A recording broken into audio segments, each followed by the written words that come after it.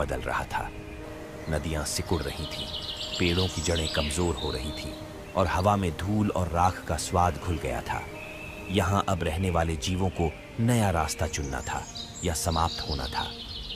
इन्हीं पेड़ों पर रहते थे साहेलैंथ्रोपस चैडेंसिस, जो बंदर नहीं थे और मानव भी नहीं, यानी हमारे प्राइमेट्स की शुरुआती अवस्था थी। उनके हाथ अब पेड़ों को थामने से ज्यादा चीजें पकड़ने लगे थे। उनकी रीढ़ कुछ सीधी थी और गर्दन ऐसी कि सिर ऊपर नहीं जो आगे देख सके।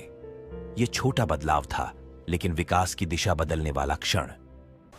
इन्हीं पेड़ों की ऊंचाइयों पर एक छोटा समूह रह रहा है, चा साहेलैंथ्रोपस ग्रुप। आरू, जो सबसे तेज और सबसे साहसी है। लिया, उसकी साथी, जिसके हाथों में है उनका शिशु ओना। यही उनका संसार है। वे पेड़ों से फल तोड़ते हैं, छाल से पानी पीते हैं और शाखाओं के सहारे सो जाते हैं। नीचे धरती है, लेकिन उनके लिए वह एक डर है, एक अज्ञात दुनिया।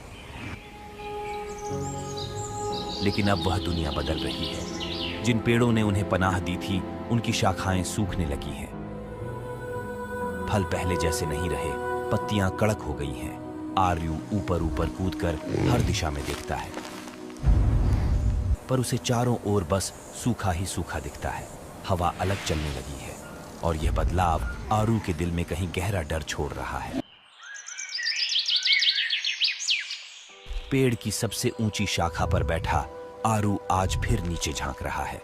वहां घास की धीमी धीमी हरकत है, मिट्टी की एक गंध है और कहीं दूर कोई आवाज जो पेड़ों तक कभी नहीं पहुंचती थी। एलिया उसे संकेतों द्वारा रोकती है, नीचे मत जाओ, क्योंकि उस वक्त भाषा की कोई नामो निशान था। पर आरू जानता है, पेड़ों पर अब सुरक्षित रहना भी आसान नहीं रहा। ओना भूख से रो रहा है। लिया उसकी पीठ थपथपाती है, लेकिन मां का दिल जानता है, पेड़ों पर अब खाने लायक कुछ नहीं बचा। आरू लिया को देखता है, फिर ओना को, और पहली बार उसे लगता है कि नीचे उतरना शायद खतरा नहीं, एक जरूरत है।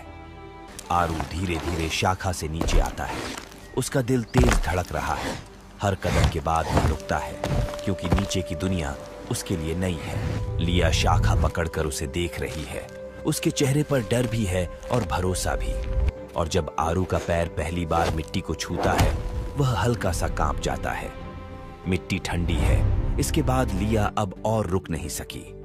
वह बच्चे ओना को गोद में लिए नीचे आई। तीनों पहली बार धरती पर साथ खड़े थे।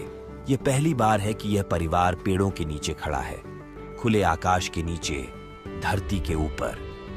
आरू अब धीरे धीरे खड़ा हो रहा है।